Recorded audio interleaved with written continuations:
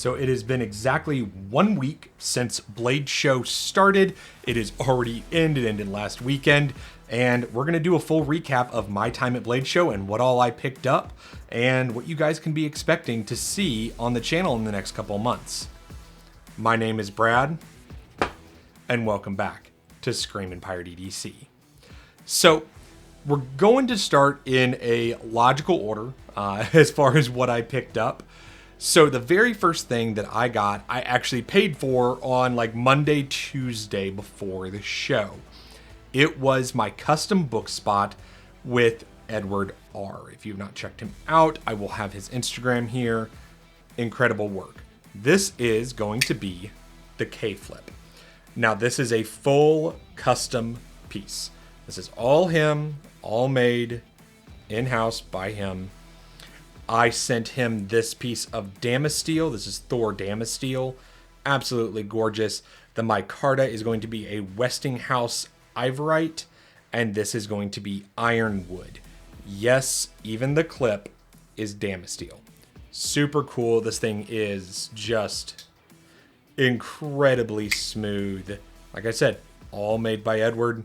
Really, really nice. He gave this to me on Thursday in the pit, and I was showing it off all weekend because I am just blown away by this piece. So that was Thursday. I had my entire collection in the pit with me Thursday. All the cases, everything. A few people came by, and then the next couple nights I only had my smaller case with whatever I brought down. Really fun time in the pit that night. Saw a few people that I saw throughout the show. So Friday rolls around. I decided not to get in line as early as I have before because there weren't that many things that I was really chasing this show. There's only a few things. So got in line at 7 a.m. and was pretty far back. Even once the doors opened at, I believe it's 8, in order to let people inside, we were still probably, I would say, 100 people outside. So pretty far back, still got the thing that I really was going for at the show. Doors open, headed straight over for Surge, and picked up a Rook. Now this is the titanium one. He also had an aluminum variation and a rich light. If you are wondering prices on these, I probably will not tell you on that custom, guys, because customs are a different game. But on this one, this was $1,300. This is using Hawk's Lock. He was at the table right next to G&G Hawk, and that is their clip as well. This thing is just fidgety madness. He told me later he brought about 50 of these to the show, so a lot of people were able to grab them. Very cool, very happy I grabbed this. After that, wondered for a little bit, looked at what else was at the show, headed over to ProTech. I knew there was a few things there that I really wanted to pick up and show to you guys. First thing, had to have it, the Oligarch. So this is going to be their Sinkovich collaboration. This is the one in aluminum with the black. There is also a titanium one that I think Levon over at Knife Nuts Podcast should have. And the real reason I'm so excited about this is it is number 14. That's right. I was able to get number 14. Super cool. Really enjoying this one. It's very good, very snappy. I also picked up something that they did, I think like last time I checked, I think they said there were 20 total and they only sold 17 at the show. So, big deal. Now this one in particular says prototype on the back. All the ones at the show say prototype. Really damn cool. Really do like that. It is also a mirror dual grind. As you can see, it is crazy, crazy grind. Titanium handles. So these are not numbered or serialized purely because there's only 17 of them. That's it. That's all there are. And they had a special, I believe it's a mother of pearl button. Very cool. Love that piece. After that, I went over to the small room. Leonard entered some lottos. Guys, I won no lottos. This entire show was very unlucky, but it is what it is. While I was over there, I talked to Brian Brown and picked up his Civivi X1. Really nice, like this wood and Damascus. They also had this on the Keynesen that I showed you guys earlier this year. And yeah, it's a baby Jaeger. I really don't know what else to tell you guys. It's a baby, slim budget Jaeger. Super cool. So that was pretty much everything I picked up on day one. Went down to the pit that night, had dinner, good time, really enjoyed myself in the pit, lots of drinks. They even had a place that was serving mead, super fun. Got to hang out with Matthew Christensen and a few others, and got to see my buddy B. Weiss Leather, who made all the leather mats that you see whenever I'm doing all the top downs. So, day two. Was wandering around and bumped into somebody that I did a short on that hopefully you guys watched it. Thomas over at Lynch Northwest. Now, this one in particular is the best case scenario XL. They're calling this the Boba Fett carbon fiber on both sides. They also had a red, white, and blue, a Captain America. These were being basically held over at the Rec booth, the River's Edge Cutlery. They are on the website, I believe, right now at Lynch. Super cool, super lightweight. He actually gave this one to me, and I love it. So, did some more wondering, went over to the small room again after, doing some video in the big room, went to the back, and, well, there was someone there that hasn't been there in a while. Hopefully you watched the video that went up. This is the Grimsmo Rask. Got to talk to John Grimsmo. This was the last Rask on the table, and after talking to him, I had to have it. It is incredibly good. It just falls. I'm blown away. It's so good. The prototype they had there, the Fiel, was absolutely incredible as well. Yeah, really nice talking to John. Hopefully you guys will see more Grimsmos in the future on the channel. After that, went back over to the big room for a bit, talked to Rayot because I knew they had this beauty. They had a billion variations. I showed off a full dress one and a short. This is going to be the Chevron. This is one that was designed by Matthew Christensen, and this is actually with Yan Knives. So Yan Knives and Tool, M390. It is a damn cool little sheep's foot. I really like it. They're doing this venting on both sides. It just looks really nice, fits really well in hand. Yeah, I just really, really like it. So, did some more wondering, went over, talked to Sean Lum over at Null Knives, and then talked to Mark Begg over at Begg Knives. Now, Mark has always been very kind to the channel, at least for the last couple of years, and he sent me home with a bunch of knives. But two of them I wanted to show you really quick that I think are super cool, and they're available right now. I'll have links below to them. This one is actually his Kwaiken, and these are all under $100. It's kind of Begg Knives thing right now. That thing is cool as hell for under $100. Yeah, I'm impressed by them. They're super cool for that price point. Really, really nifty. And then the other one, this is the Galaxy. I believe this is a new one from them. That is a button lock. Yeah, really like to see a cool button lock coming out of them. And it's fall shutty. Really is. Has a nice like ball bearing type clip. Yeah, really nice in and out of pocket. Really nice action for under 100. Guys, I'm in. It's really cool. So that wrapped up my day two. So Friday, I still had some money. As you guys will see, I basically spent all of it at the show and wanted to show you guys what else I picked up. Oh, and not to mention the Rask was $10.40, and I believe the Chevron was right around $325, $350.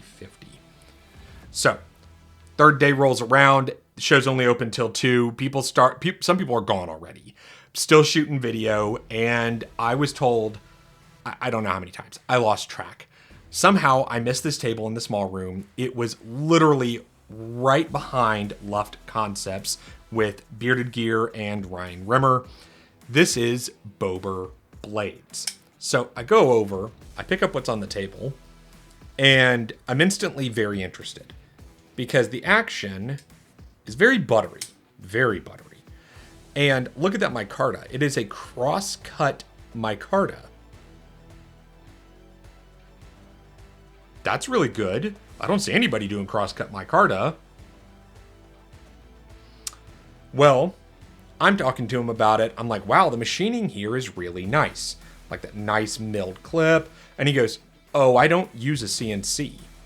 And I went, excuse me? And he goes, no. I do all this by hand. That's right. Bober Blades is making these by hand. So this is the thorium. It has the hole there because it's kind of an homage to cleaver blades. Yeah, it's really damn good. This was $700. I really like it. If you haven't checked them out, you really should. It's really damn good. Super cool piece from Bober Blades. After that, I swung around the back of the small room to talk to my friend Brian Winters one more time. Had to check out the Darkfire again, that out the front OTF. That thing's cool as hell. And was looking around and saw the M-Fire. And I really like it, guys. So think of this as a single action out the side. You pull down on this lever. You see how that pops out?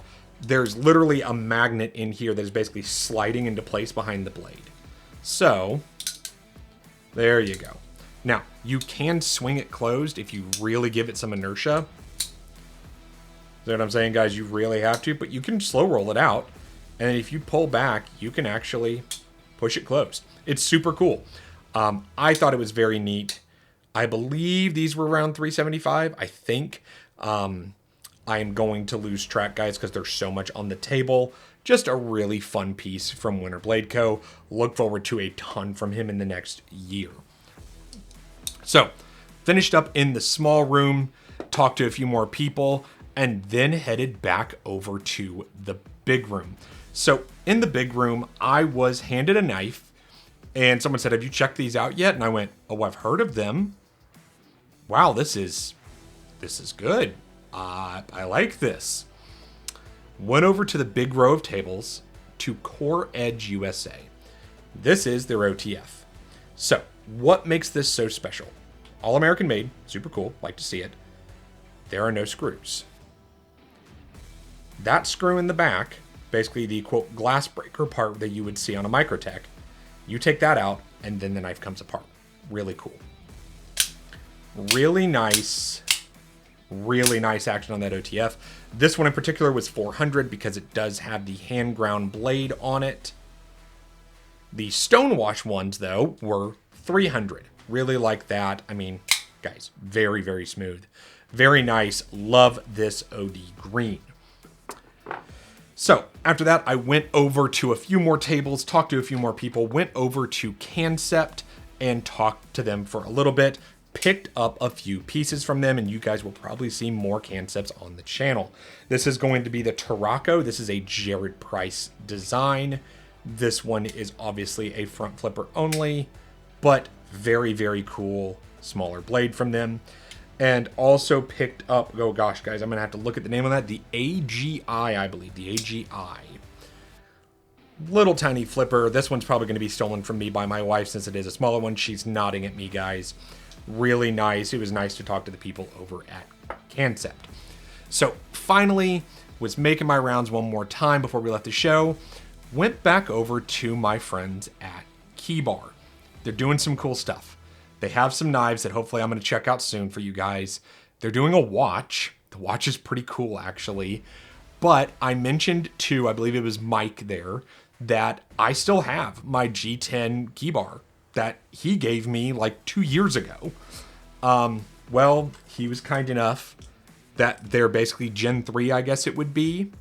This is contoured carbon fiber with their new milled clip. This thing is so easy in and out of pocket. The carbon fiber's so nice in hand. Yeah, really impressed. Really love Keybar stuff. Yeah, I would highly recommend it if you are looking for a way to organize keys. I have no affiliates or anything with them right now, guys, but really, really nice. So that's everything. Oh, I almost forgot, guys. Day 3, went into the big room, and somebody touched me on the shoulder and said, "I want you to have this." And I went, "What?" This is a handmade mug by Bacon Swag over on Instagram. I've talked to Bacon Swag for years now, especially in the lives on USA Made Blade. Yeah, obviously the handle's a little bit long. He said it was his big handle era and whatnot. But yeah, he made this. He brought a few to the show, and he wanted me to have it. And that's super cool, and I like it. I do. You guys know I love coffee mugs. So finally, that is everything from the show. It was an insanely fun time. Lots of content. Hopefully you guys have watched some of the shorts and reels.